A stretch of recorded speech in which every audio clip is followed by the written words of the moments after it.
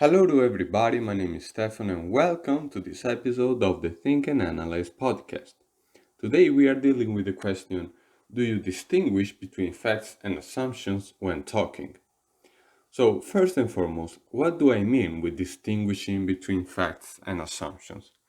Well, when I use that expression, I mean to explicitly say, when talking, what is based on statistics, on research, on data gathered from reliable sources, and what is instead based on subjective perspectives, on opinions, or on anything that might not be reliable.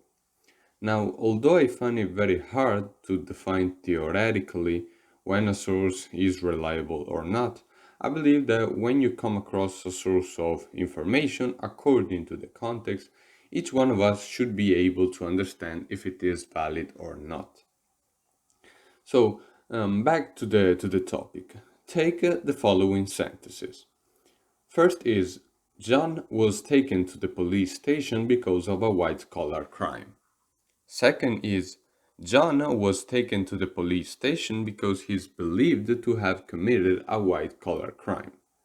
Third is from what I've heard, John was taken to the police station because he is believed to have committed a white collar crime. In all of them, I am referring to the same event, but notice how the information changes if I simply add some words.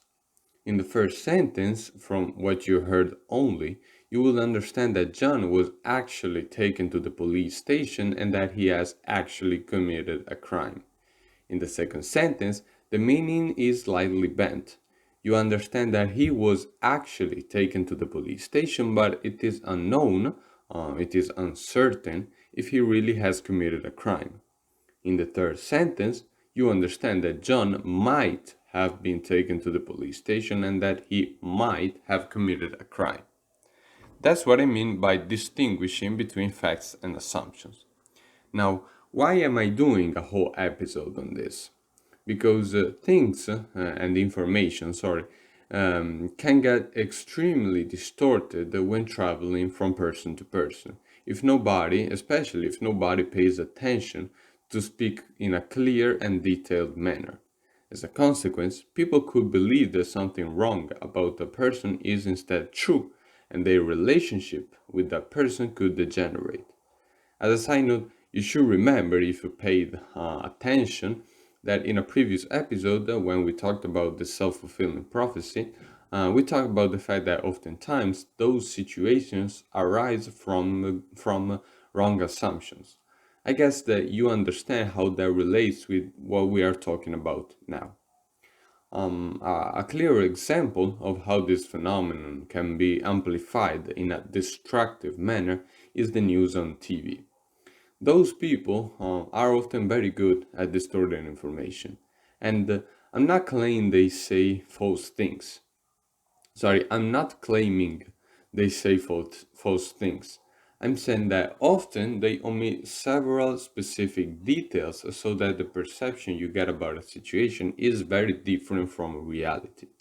So, for example, if someone was accused of something without tangible proof, those people would talk about the accuser's assumptions as if they were actual verified facts.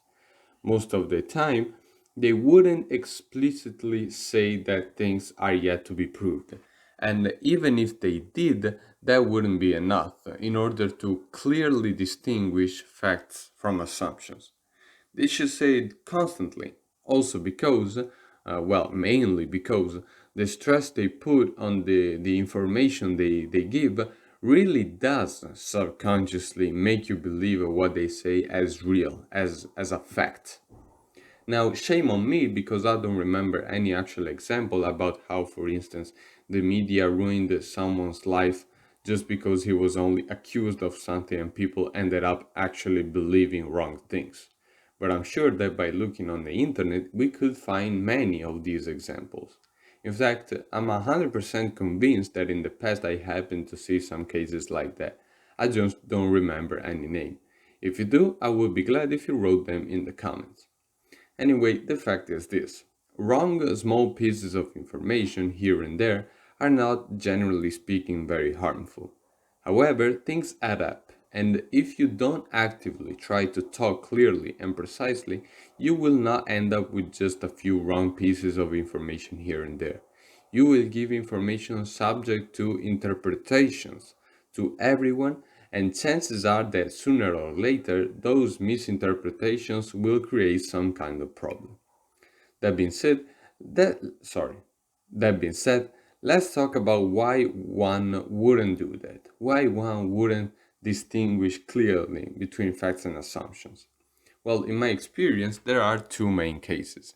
Either the person doesn't realize what they are doing, so they confuse facts with things they think are true unconsciously, or the person actually wants to persuade you, I would say in a shady way, and so they shape their words and they shape their sentences to convince you. Either way, you need to be aware of the fact that people could omit to say things that make you understand that a specific concept is unknown to be true or false. Now, in the first case, when people unconsciously confuse facts with assumptions, I would say that you just have to dive deeper into things. Since they are not trying to deceive you, they should tell you the truth if you ask them things like, are you sure about this? Or is that something sure 100%? Or do you just think it's a likely possibility?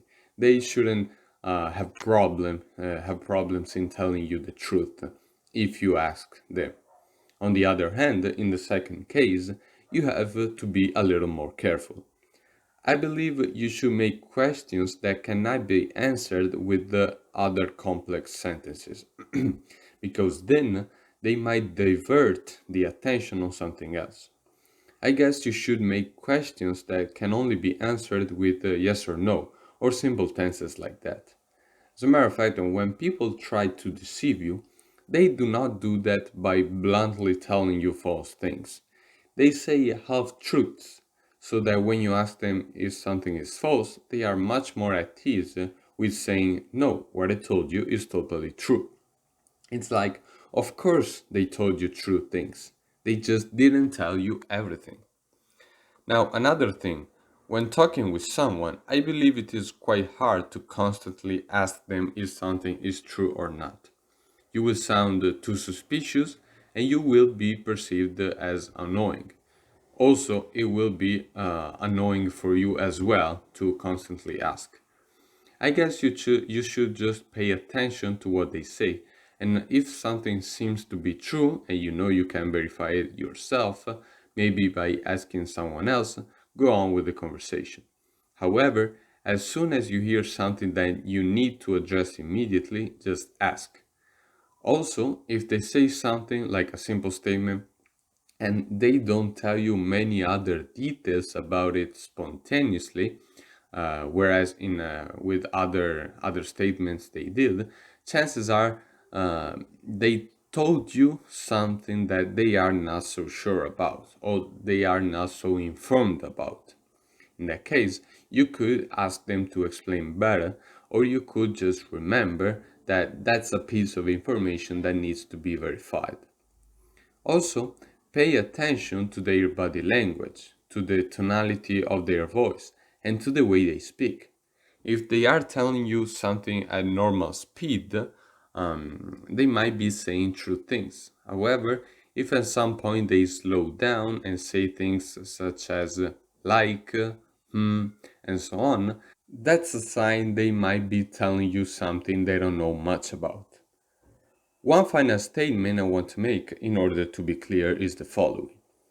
What I just told you is what I've learned in my experience as a simple guy, as a simple person with a normal everyday life.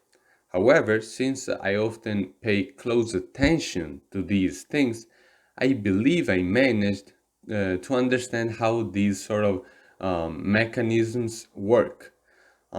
Chances are that in a more serious context, for example in business, things might not be identical to what I told you, but in everyday life, I believe they are quite accurate. With that said, see you guys!